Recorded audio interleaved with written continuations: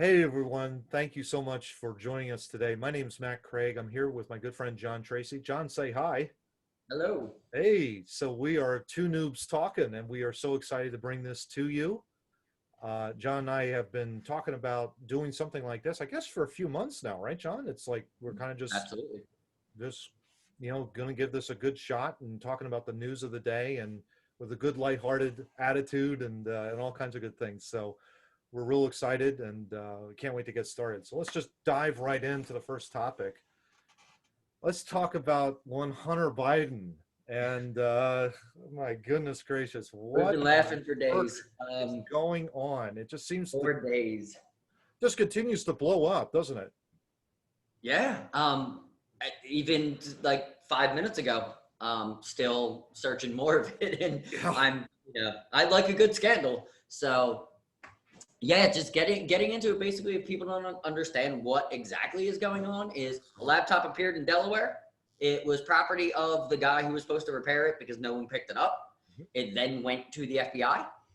Or Giuliani or somebody like that got a hold of it. Now it's with the FBI. It's been since December Yeah. Of 19. What basically they're finding is there's a company in Ukraine, Burisma. Burisma. Yep. They employed Hunter Biden for $50,000 a month. A month. Yeah. And there are emails between Hunter Biden and executives about meeting his father, who was the sitting vice president at the time. And now more emails are coming out that there are emails that are between Joe Biden and Hunter Biden's offices talking during the same time that Burisma is asking him to do things. Yeah. Well, essentially, like Burisma was, there's some unfair business practices that they were engaged in, I believe, in Ukraine, and they were under Yes. investigation by the Ukrainian government. Yes. And essentially, Burisma was essentially asking the Obama-Biden administration, specifically, I believe, the allegation is that through Hunter Biden, that they would essentially knock off, or essentially, like, not necessarily knock off, but with their Stop the prosecutor, investigation. drop the That investigation email just came today. Yeah. That they're asking him to get rid of all the affairs. Exactly. Yeah, we're against it. I believe it was the owner of Burisma. Yeah, exactly. Yeah. And of course, and then just real quickly, there is an actual video you can watch of Joe Biden talking about getting that said guy who was investigating them fired. Yeah. So it all comes together, as long as you're looking for it. Yeah. But we just wanted to kind of touch base on that. Yeah. Because that's just insane. This is, yeah, I was just going to say, John, this has kind of been a pattern of Joe Biden's lying. Yes, yeah, he's really good at it. For the most part, yeah. It's kind of like he's really good at it. It really is amazing. It's just like, he has been in Washington for 40 years. He served the country for 40 years. 47 years. Practically doing nothing except, I think you've got, that's being kind. I got something fun. But yeah, but I think I got something fun. You unearthed a clip, I think, right? I think yes. a few months ago. You'll have to, like, if you could share the screen of this.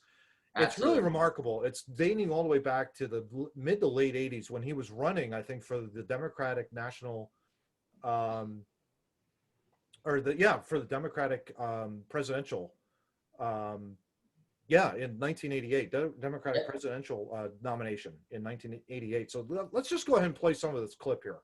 Here you go. Candidate Joseph Biden today faces a controversy.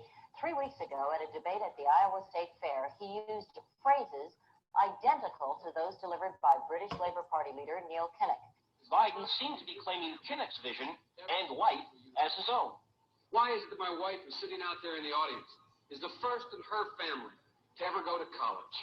Why is Gladys the first woman in her family in 1,000 generations to be able to get to university? My ancestors who worked in the coal mines in northeast Pennsylvania don't come up after 12 hours and play football. 8 hours underground, and then come up and play football. It's because they didn't have a platform upon which to stand.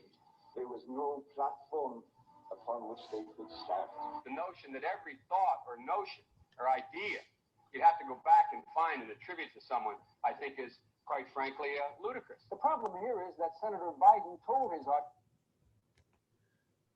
So yeah, this is essentially like a 4-minute video you can find on YouTube anywhere, and it really just is amazing when you stop to think about how that is a serious charge of an allegation where plagiarism. This is like legit. I mean, that was amazing to see. That was a British Labour Party spokesman, I believe, or he was also running for, the British Parliament. Word for word, you could have like it was like looking into a mirror, two different guys, and yet it was like parroting back and forth. And essentially, that clip, John, if I'm correct on this, that clip basically, the media back then pretty much skewered Joe Biden, saying like, you ought to drop out of the race if you're going to be something like this, if you're not going to essentially tell the truth, or if you're parroting somebody without taking credit for it. What are you even doing? Yeah. There are some quotes that basically called him a featherweight running for president. Like he was not either prepared or ready to lead a country. Yeah. Which, hey, in the 80s, now 2020, okay, he's a little bit older. Well, he's a lot older. But with these allegations coming up, it seems like it's the same old Joe Biden. That, at least that's what and this isn't a Republican fighting against a Democrat. This is like a citizen of America going, wow, he could be a sitting president. Yeah, exactly. That blows my mind. That's not like, it's not against party affiliation. It's against a guy who seems to be a criminal. Yeah, exactly. I mean, it just seems to be like whenever you do something like this, it's so crucial to say that plagiarism is very serious. I mean, you think about that, that is a very serious offense. You have to, whenever you're making a quote, whenever you cite a source, you have to give that source credit. And in this case, the Labor Party, that candidate, whoever that gentleman was, deserved all the credit. Basically, that Biden should have quoted him directly. And essentially he did, but he never gave credit to it. And that's why plagiarism is so horrible. Like if you don't give credit to an external source whenever you're making an argument, you might as well just say, the heck with it. It's like, I mean, that is a very serious offense. Huge. Exactly. You're just faking smart. Yeah, exactly. That's a great point. Why do we spend so much time, researching stuff so we can bring it to people? We could, I'll just, next episode, everybody will love me because I'll just fake quote everything. And then there's no validity to it. Exactly. And that's what we're calling out. Yeah. There has to be validity. If you're running for the highest office in the land, you have to be validated through something like this. And yes, because he's in the political sphere, the political sphere, he is subject to this. He has to have his entire record looked into. Kind of the same deal with Trump, kind of the same deal with any of the major candidates. If you're going to run for something like this, it's not necessarily that you put them on a high pedestal that they have to reach it, because nobody's going to be perfect, of course. But when you have such a clear allegation, something like this, it should draw a lot of people into question. It should be something like, okay, well, why is he parroting that? That should be the biggest doubt that crosses your mind, or the biggest question, I should say. Yeah. Absolutely. But more importantly, now Matt's going to go into what this Hunter Biden controversy has turned into on the flip side of what we're going to be watching this on. Yeah. And this, I think, is probably the biggest whole thing about this. And, pointnerd.org, back on October 19th, wrote this article: without methodology or transparency, Facebook and Twitter become the arbiters of the truth. And I love how it's in quotes there. Naive are those who believe this isn't dangerous. It's written by Christina Tartaglia. So Christina, I'm hoping that I pronounced your last name right, but essentially she documents what happened in regards to the New York Post article that, released everything what John had mentioned about the, about Hunter Biden's laptop. And then all of a sudden, Facebook basically, after the 2016 election, there was all sorts of, scrutiny over the fact of Russian involvement. We can go through that whole thing, but essentially the idea of a fact checker came into huge prominent being. Everybody was crying foul about this, whether or not something's been fake news or something is actual legitimate news. And essentially what happened was there was an international fact-checking network that basically wrote a code of principles that essentially Facebook is now requiring anybody that submits an article to sign on and say, yes, we agree to these principles. Yes, this is legitimate, all this other stuff. Well, essentially what happened was that when Facebook essentially, so the New York Post article gets posted, but it doesn't get shared on Facebook and Twitter. And essentially there was with this happening, there was documentation going back and forth. Facebook essentially was saying there's other methods in terms of their political information on their, on sharing particular articles. So here it says, Christina makes this point: when Facebook publicly acknowledged that it also reduces the distribution of potential disinformation using other methods, the company surprised not only its users, but also the IFCN community. And again, that's the International Fact-Checking Network. So questions started flying around. Well, what methodology do Facebook uses? How do they identify what needs to be less distributed? What sources do they rely on? It was massive. In fact, the director of the IFCN, Babars Orsic, essentially on Twitter, and gosh darn it, I was hoping that would be saved. He had a long passage, unfortunately, where essentially, like, he was asking the company for clarification. Essentially, like, what the heck's going on here? Your explanation on just not sharing the article was bogus to begin with. It's like, this doesn't like go up against these 5 principles, essentially. And so this all led to all kinds of questions. And then, of course, you have Angie Horland of PolitiFact question on her own social media channels. Quote, who are these partners they or Twitter speak of? Has Twitter partnered with any fact checkers without telling anyone? It would be news to me. And then Orsic added, it's apparently more appealing to be arbiters of truth when the elections are around the corner and everyone has a stronger confidence level for the outcomes.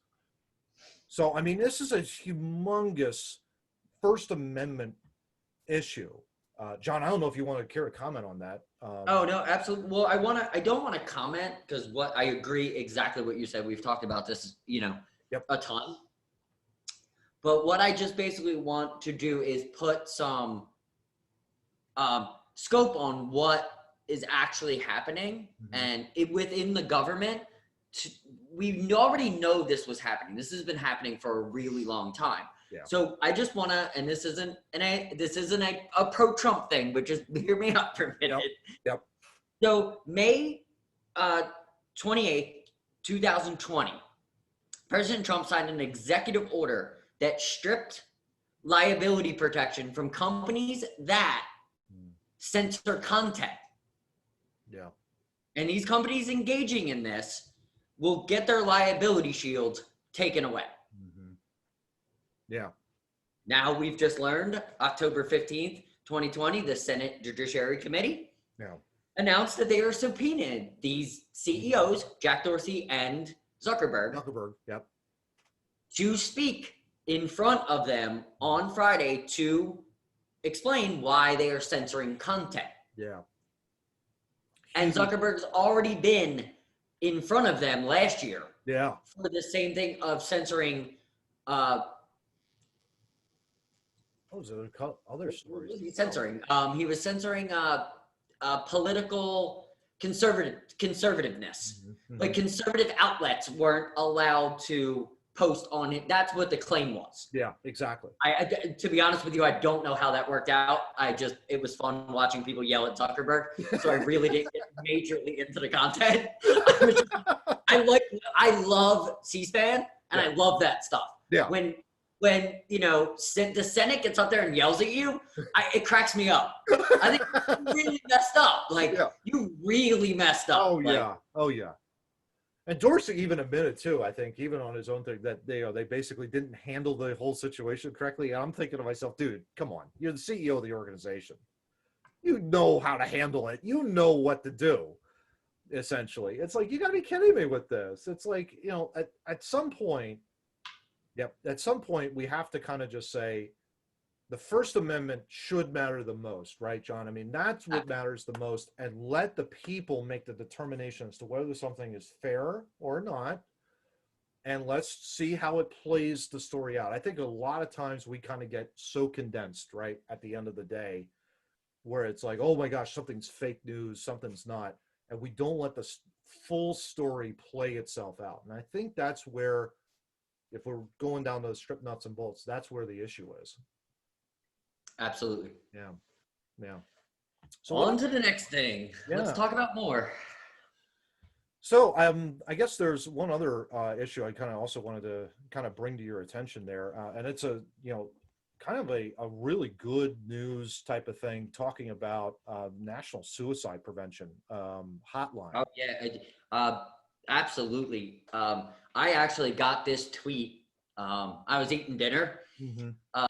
the other night before I had to work, and when I saw that tweet, it just made me smile. Yeah. It's such an amazing. It's an amazing move by the federal government to actually do something that helps people. Yeah, exactly. Which is very rare in this world. Yeah, exactly. But like seeing this really, really made me smile. Yeah. And please explain what they did. Yeah, Or it's great. Yep. So I'm going to hopefully try and share my screen again. Sorry about this. So essentially, we've got an article here from the Today Show, believe it or not, that essentially the National Suicide Prevention Lifeline, it was an 800 number, is essentially going down to a 3-digit number, 988, effective in July of 2022. John, I think we can just go forever on this. This is a great example of the government looking out for its citizens and protecting its citizens from harm. I think that is a really, really good thing. Instead of dialing 7 digits or 10 digits, really, because it's an 800 number, you now only have to dial three digits to get help. That's an amazing thing. Let's just stop to think about that. Instead of having to memorize an entire call string, when you're if you're at the end of your rope and you have no hope left and you feel like there's no hope left, and you've got to look up an 800 number to get some sort of help, to go from 10 digits down to 3 just to have that shortened window is huge, right, John? I mean, it's just enormously huge. As we've talked about, talking above and looking at the broader perspective, Yeah. Just think about cell phones. Yeah. Emergency 911 is programmed into your cell phone. Yeah. So what if that's the next step, which I believe it is, because I did read a couple articles on it, that is the next step. So not only are we knocking it down to digits, we're making mental health an important part of life. Yeah, exactly. Which it's never been. No. You all, like us growing up, definitely mental health was looked on as a bad thing. But I know in my household, and I definitely know in your household, mental health is the number one thing that we worry about. Yeah. Yeah, exactly. It's not stress, anxiety, depression. I've dealt with a lot to And I've, of course, had friends of mine that have gone through something like that. I know of their parents that have gone through something like that. It's very important to not only drop it down in digits, it's to make it readily available to help people. Absolutely. And like I said, it is news because the federal government doesn't do stuff like that. No. If anything, They're pretty bad at that. The government does something that's not even close to this. And the very fact that they've got this going to be entered into the lexicon, John, I think it's going to be great too. I totally agree with you on your cell phone comment, by the way. I think that's a brilliant point because you're exactly right. It is programmed into every cell phone that if there is an emergency, 911 is programmed in, even in the lock screen. If that gets entered into the lock screen, huge. That really gives people hope, or at least it gives me hope. Absolutely. Yeah. And it will give people hope as well. I mean, it's like, because again, we do not have this capability right now. We do not. We have the 800 number now, which is great, but this just takes it. Which we will tag in the show when we post it. We will make sure that definitely gets tagged. because it's very important. If anybody watching this, like, we have to say this, if anybody's watching this feels that way, trust me, Matt's messenger, my messenger. Yeah. I can speak for half my friends, maybe even more than half my friends. Just find somebody that you think you might have, just message them. I guarantee you, I know at least everybody on my friends list. Yeah. They'll get right back to you, and I'm sure the same with you. Yep. Also, local churches, a police officer.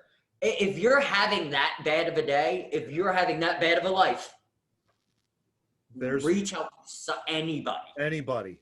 Yeah, exactly. And I think this also brings another important point too, John. I think, it's just the idea you don't necessarily have to have the answer to somebody's problems, but what you can do is you can, and this is a biblical thing, you can sit and you can grieve with your brother, with your sister, with somebody that is going through some really difficult times.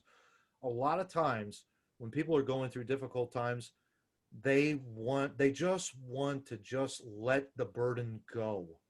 They don't want to carry the burden anymore. And they want somebody that's stronger than they are, that they believe that is stronger than they are, to just listen. And that's when you come in and you just wrap your arms around them and you just say, hey, I'm with you. I don't have the answer. I don't know what the solution is, and that's okay. Just know that I care about you. Just know that I love you, that kind of stuff. And just making sure that you are there for them in that moment, and it doesn't have to be in person. Phone call, FaceTime, whatever the case may be, Zoom calls, whatever. You're there for that person in their most vulnerable moments. That's huge. That's huge. That's taking the 9-12 that we always talk about, right, John? We always take that 9-12 step. Yeah. Absolutely. I mean, if I wouldn't have going through what I went through, which was definitely not as severe as what we're talking about, but even going through what I was going through, if I didn't have the right people line up in my life that, you know what I mean? Mm-hmm. If I would have kept it all in and hid, who knows what have happened? You know what I mean? I don't think anything drastically bad would have happened, but I would have lived a bad life. Yeah. But, being able to have the right people in the right circumstance, and for me, having, my family, my friends, everybody stepping up, explaining to me that, it was just in my reach. Yeah. I can have anything I wanted. It's right that I just got to go for it. Exactly. And you really start to learn to love yourself after a while when you all about baby steps. Yeah, exactly. I took a lot of baby steps to get to where I am, to even be on a podcast with Matt. Yeah, exactly. I never thought I'd be doing this with you. That's for sure. Known you forever, and it's an honor and a privilege to be honest. Absolutely. I think it's so important too that it's like, and like I mentioned before, you don't have to have the answer, because I think a lot of times people will just say, "Well, I'm just going to give the 800 number and ask people," because I've seen that on my Facebook feed. Mm-hmm. Oh, if you have trouble, call this 800 number. Well, that to me, I mean, I understand the intent. The intent is really good there. You want people to have help. But it's just as simple as you don't have to always put an 800 number on your Facebook feed and feel like you're done. It's just a matter of putting on your Facebook feed, hey, if anybody needs anything, reach out to me and contact me. You can direct message me, whatever the case may be. I'll speak for all my friends. Call them too. It's like, you're not alone. That's the big issue. You're not alone. Nobody is alone in this world, especially with social media. The thing we love to hate. We just don't use it well. I think that's our problem. I think we just don't. Yeah, that's true. That's true. Yeah. Or they blatantly don't like me. Who knows? I just want the government to run like a government should. Yeah. That's what they're supposed to do, protect their citizens, John. I mean, that's what I'm saying. I just want a government to run like a government should. And I know that's a very brash statement, but this is why we talk about these things. Absolutely. We're talking about this wonderful thing that is happening. Absolutely. It's because the government is doing what the government's supposed to do. It's supposed to be doing. Yeah. Isn't that awesome? Yeah. Like they should be applauded. They're like a toddler. We should definitely applaud them when they do something awesome. Absolutely. Good Absolutely. job. You get a cookie. You get a cookie. That's For actual humans. finally the tax dollars at work. I am highly critical. I will be highly critical, but Oh yeah.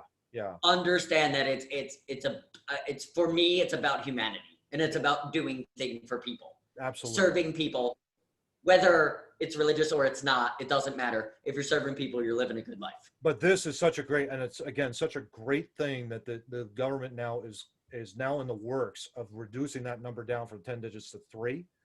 And now for a I think little to joke, your I think we're point, the beating next it step to is death. throwing that in, but it's like on top of that, you've got people willing to help out others. You've got all of this happening. We're really- being too nice to them. Say again? We're being entirely too nice to them. We already said they did a good job. Let's just they'll get an ego. Like Trump will probably tweet about it. Like Probably the will. ego's massive. Exactly.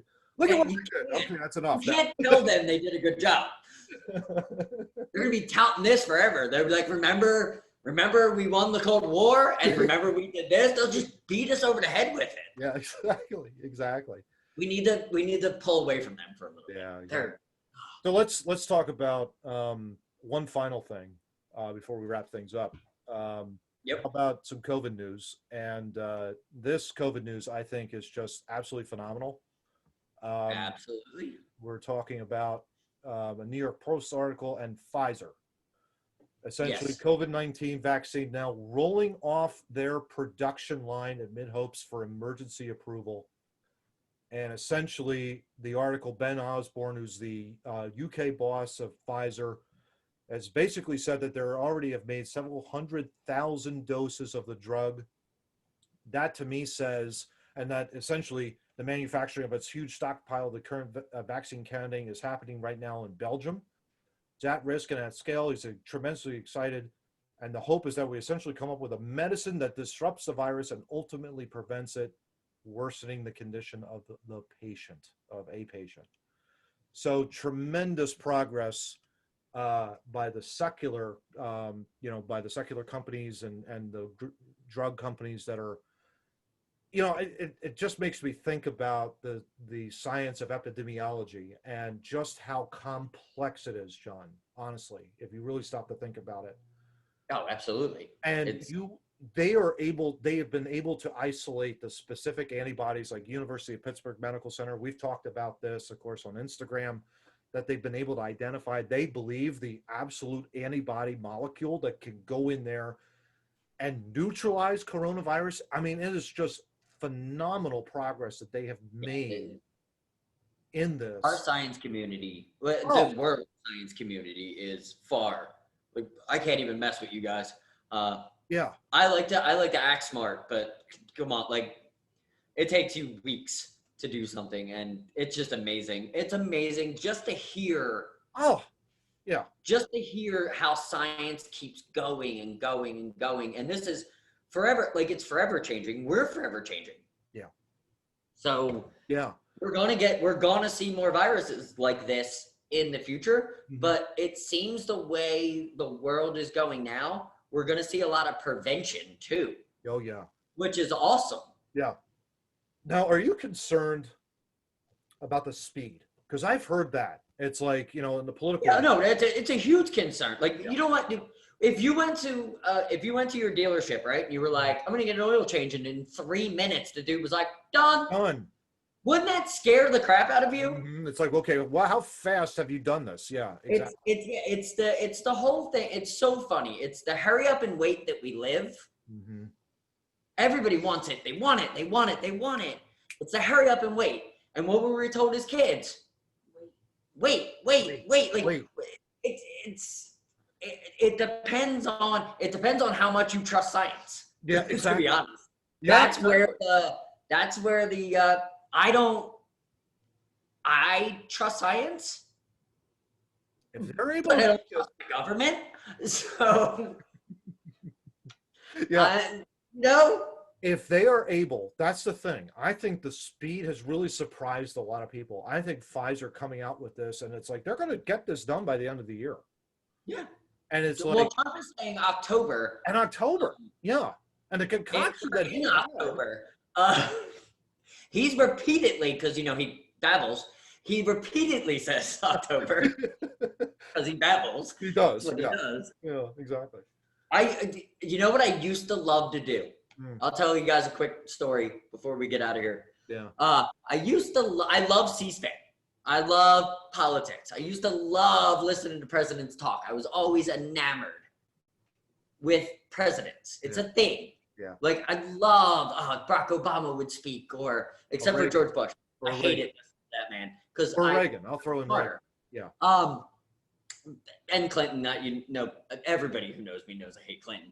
But I'm talking about the guy like Reagan, Jimmy Carter, just any JFK. Like, listening to old interviews and I love speeches. Also, Martin Luther King, all that kind of stuff. Like I love people with presence making points that have done well in life. Yeah, exactly. Mm-hmm. Trump has made listening to this really difficult because we're both autistic and it doesn't work well.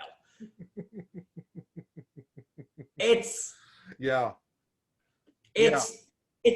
understand why people hate him. Yeah. I also understand why people love him. Yeah, exactly.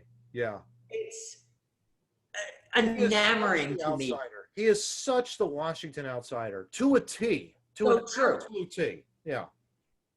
He and for me, he's the kind of guy I'm like, oh, what is he talking about again? And then 25 minutes go by and I just watched a YouTube video. And I'm like, again, I wasted my entire night listening to this dude speak. Yeah. I get it. Like, I totally get the hatred and I totally get I just wanted to put that in there, a little story of me. For sure. Yeah, for sure. And Mr. Donald Trump, because he's giving me a run for my money in my president-loving life that I've always lived. He has been big fan.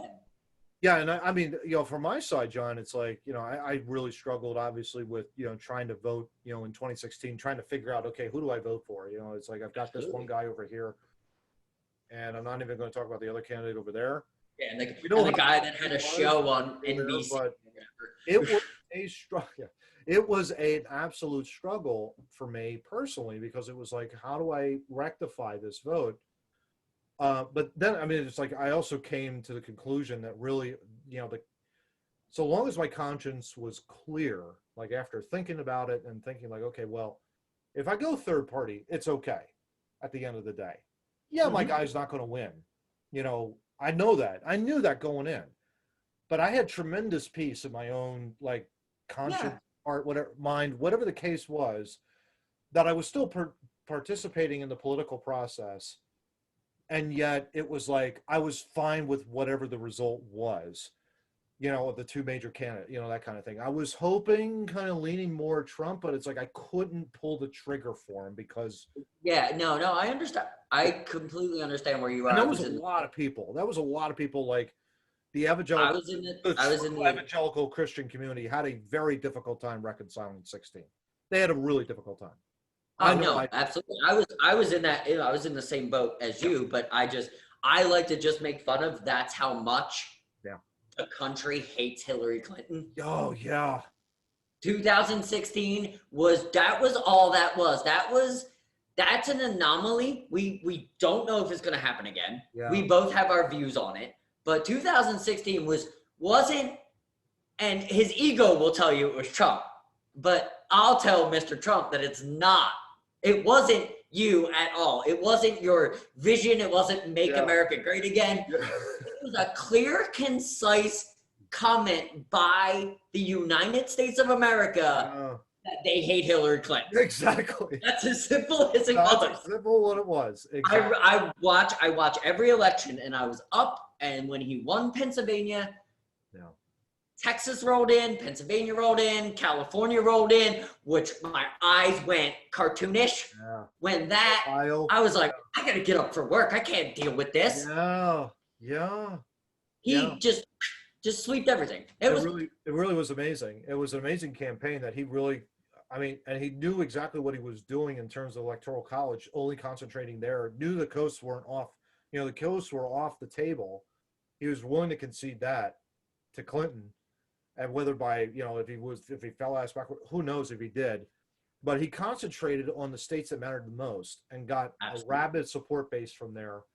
Pennsylvania, Florida, Texas, Absolutely. California. Yeah, and all the the southern states and a whole. And he won the Bible Belt because he's got Pence. Absolutely. If anybody doesn't know anything about Mike Pence, go backwards with Mike Pence. You'll learn a lot about why Trump won. He helped. He helped that ticket a lot. Pick was his VP. I don't even remember Hillary's VP pick. Kane. That's Kane. See how funny that is? Yeah. Because you never know who the vice president is. Yeah, and I think he was lieutenant governor of Virginia. If my mind serves me correctly. Interesting. That's an interesting bet. See, I didn't even know. I think it was either governor or lieutenant. I'll have to look it up, but I think he was I know he was in the Virginia, in that state government, but I can't remember if he was either the governor or lieutenant governor. Yeah. Oh, absolutely. Well, But we will speak more about Hillary Clinton in the coming days. Oh yeah. This podcast has Hillary written all over it. So we're gonna try and tone that down just a teensy bit, but yeah, we're gonna try not to, but she's doing it all her own. Opinions of her. Oh my goodness gracious. Yeah, she's good. She's just as good as Joe Biden at controversy. So yeah, I'm sure we will touch base on some things. Oh, If what I'm reading is coming down the pipeline, we'll talk about anything that comes down the pipeline, either politically, sports, anything that is good for us. If Matt texts me or I text Matt, we're talking about it. Absolutely. Yeah. That's basically how I share it. And we're definitely going to share it with everybody. And we hope you have enjoyed this initial first broadcast. I can't believe I'm saying this with you, John. It's awesome. First podcast of two. First episode. We did it. This episode is in the books. Look for another one probably dropping in the next couple of weeks.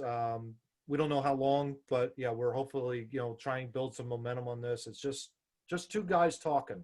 That's all. Just two noobs. Yeah, we'll say the actual term. Exactly. Our actual name is Two Noobs Talking. Talking, that's right. We have an Instagram. We have a Twitter. We have a Facebook page. Yep. We will be on YouTube under all that same name. So it's Two Noobs Talking. We got a logo finishing literally right to the right of or left of me. Right over your shoulder. Right beyond the camera to the genius that makes stuff. There you go. Yeah. So we got everything to go. So we will see everybody episode 2. Hopefully it'll be way easier than episode 1. But appreciate you, Matt. Love you. Awesome. Awesome. All right, man. We will move forward, sign us off, and then we will get going. All right. We'll look for you. Okay. Talk to you all later.